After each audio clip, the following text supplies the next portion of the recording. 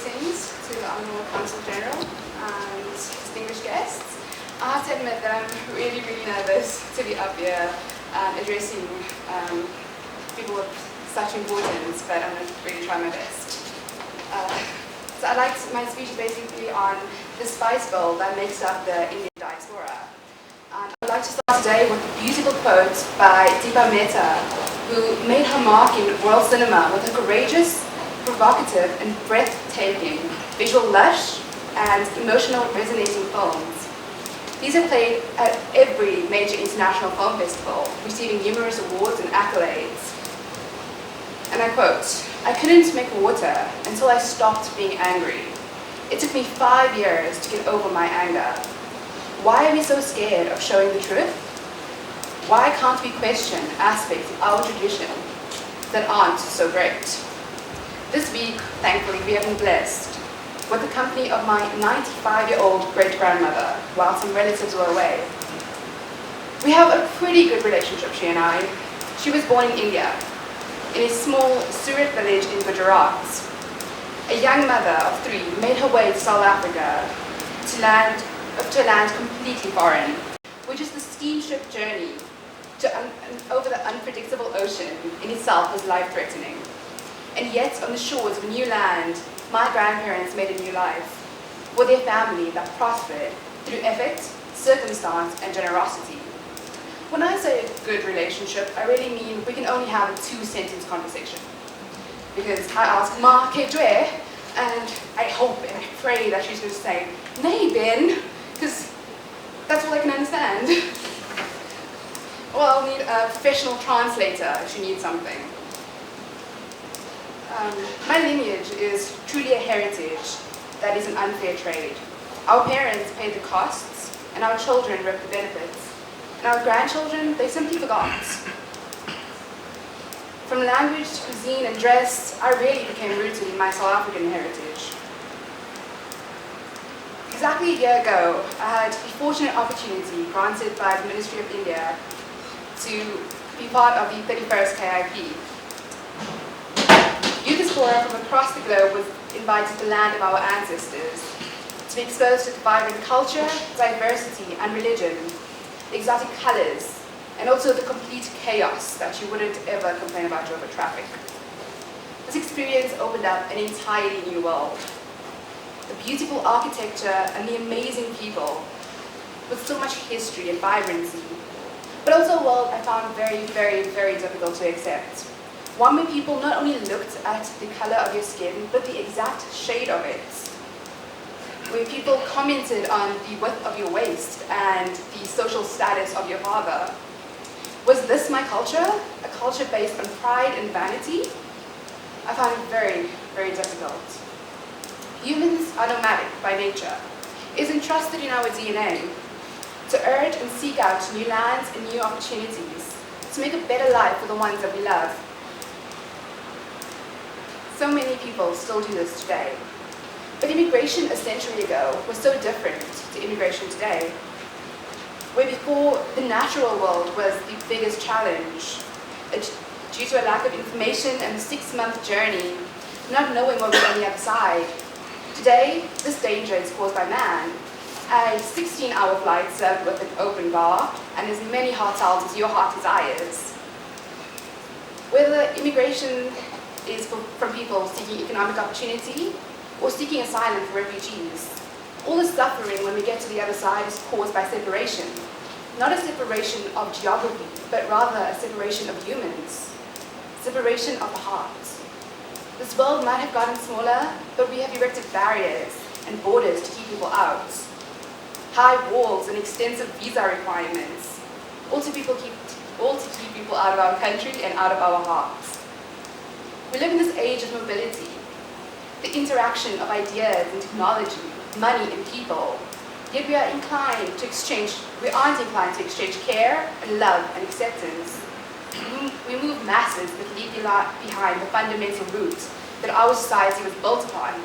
We leave behind values and we leave behind tradition. Nor do we foster communities that welcome new people when they get here. People coming in and leaving our country has become a matter of statistics and not a matter of individuals. When the Honorable Consul General asked me to give the speech, I knew I was extremely underqualified. What does a 19-year-old with no experience have to give back to India, let alone have to advise other people to give back? I can only talk through my experience and my limited knowledge, my love for people and a connection and striving passion to transform the way we think and challenge the status quo. I invite you to think of the diaspora altogether as a beautiful copper bowl of spices, each introducing a new flavor, needing this perfect balance to get this beautiful masala to make any dish. Thank you, Mom, for those very delicious. We need to understand that culture does not make people, but that people make a culture. Isn't it amazing that we are so bound by customs and rituals, yet some traditions we still find unjustifiable? We should question people on the outside and start to define our own terms in the 21st century. We need to revisit and talk about issues around gender and class and preservation of nature. We have to admit our flaws of our culture just as much as we appreciate and take pride in the beauty of it. For decades, when men were oppressed, we called it a tragedy. Yet when women are oppressed, we call it a tradition. This small example underlines my problem in the hypocrisy in cultures and the inconsistency of when it applies. Culture is not the problem. It's the misuse and abuse of those that are in power. In India, everyone wants a woman to be like Sita, but yet men are not taught to be treated I'm so sorry. But men are not held to the same standards as Ram. So when women fail, her ideal role, society punishes her. Yet when a man fails, his ideal role, society does nothing. Therein lies the problem. You see this in Africa, in fact, everywhere, in every culture, in every corner of the globe. The crux of the problem, east or west, north or south, is not the cultural norms. It's the inconsistency and the relevance in our world today. One of the biggest problems South Africa is facing is the change from a race-based apartheid to a class-based apartheid. A problem that India is still facing as a backbone of culture and tradition. We divide ourselves among caste and creed, race, gender, religion. But what is undividable remains most valuable, which is a smile and love. We need to accept the fact that culture is changing, and in this we should choose what belongs in the copper bowl of spices and what does not. We need to welcome a new world of thinking, of exchanging ideas and identities, finding our Indian roots, but also embracing our South African identities, and being able to share this, to share with our fellow Indians, our youth diaspora, and of course other people in every realm in this world. One of the most beautiful platforms that I acquired is called Couchsurfing, which is the perfect opportunity to do just that, and that's exchanging your culture. Couchsurfing is a global community of about 10 million people in more than 200,000 cities who share their life, their world, their journey. With no matter what limited resources, we can share in profound and meaningful ways, making travel and connection a truly social experience, diversifying and enriching our connections, offering people who come to South Africa anything that will help them feel the authenticity of this land and its people, and also the South African Indian culture. These exchanges between people are so valuable that you cannot even put them in monetary terms. In my opinion, the Indian government can form links with the youth diaspora through role models like Deepa Mehta and Arundhati Roy, Indian figures, especially women, and diaspora who challenge global issues and changing identity of the Indian culture, but also fostering a love for that very land, to adapt the way we see the world, but also to inspire a way to try and make a difference in it. I will end with a quote by Arundhati Roy. To me, this message is a message to the Indian diaspora across the globe.